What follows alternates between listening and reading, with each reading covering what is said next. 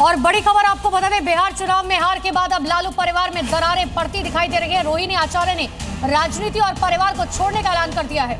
तेजस्वी पर रोहिणी ने कई गंभीर आरोप लगाए। उन्होंने कहा कि मेरा कोई परिवार नहीं, साथ ही उन्होंने सवाल भी उठाए। उन्होंने कहा कि संजय से पूछिए मुझे परिवार से क्यों निकाला गया, सवाल करेंगे तो चप्पल मारा जाएगा। ये बात रोहिणी आचार्य ने कही। सवाल पूछने पर गाली दी जाएगी। जो चाणक्य बन रहा है जाकर उनसे सवाल पूछिए।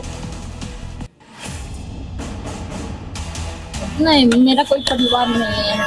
अब ये जाकर के आप संजय, रमेश, तेजस्वी यादव से पूछिए, मेरा कोई परिवार नहीं है। वही लोग निकाला है हमको परिवार से, क्योंकि रिस्पॉन्सिबिलिटी लेना नहीं है उनको।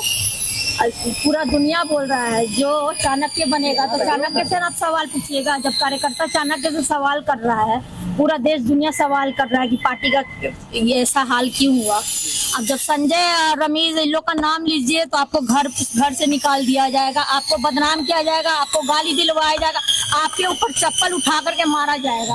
नहीं, मेरा बिहार चुनाव नतीजों के साइड इफेक्ट अब सामने आने लगे हैं। आरजेडी में विवाद सीधे लालू परिवार तक पहुंच गया, जहां अंदरूनी खींचतान खुलकर दिखाई दे रही है। लालू की छोटी बेटी रोहिणी आचार्य ने राजनीति और परिवार से किनारा कर लिया।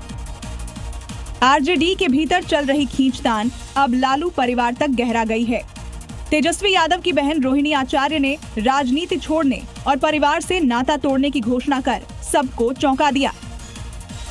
उन्होंने कहा कि ये कदम संजय यादव और रमेश के कहने पर उठाया है और इसकी जिम्मेदारी भी वह खुद लेती है।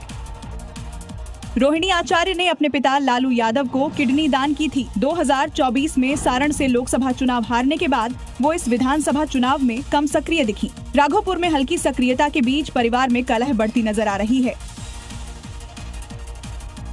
बिहार चुनाव में जीत के बाद सूरत पहुंचने पर प्रधानमंत्री नरेंद्र मोदी का गर्मजोशी से स्वागत किया गया और इस मौके पर पीएम मोदी ने कहा कि बिहार की जनता ने जातिगत राजनीति को नकार दिया है। मोदी ने तंज कसते हुए कहा कि जिन्हें हार मिली है वो इस सदमे से महीनों उबर नहीं पाएंगे।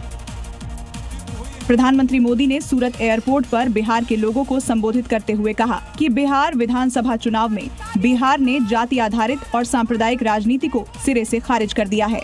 उन्होंने बताया कि एनडीए को 243 में से 202 सीटों पर जीत मिली है, जो जनता के विश्वास का नतीजा है।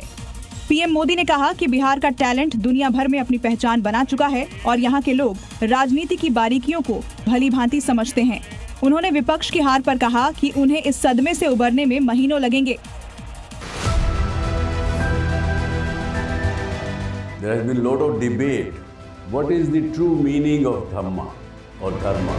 आत्मा और परमात्मा के बीच सनातन सेवा का संबंध कायम रहेगा, इसी को कहते हैं सनातन धर्म। Whenever you believe in something, your belief system that works and then the nature helps. Things may change in my life, but this relation will never change and no power can hinder. Why God fear? क्या हम fear की वजह से परमात्मा से प्यार करें कि नहीं तो वो दंड दे देगा हमको?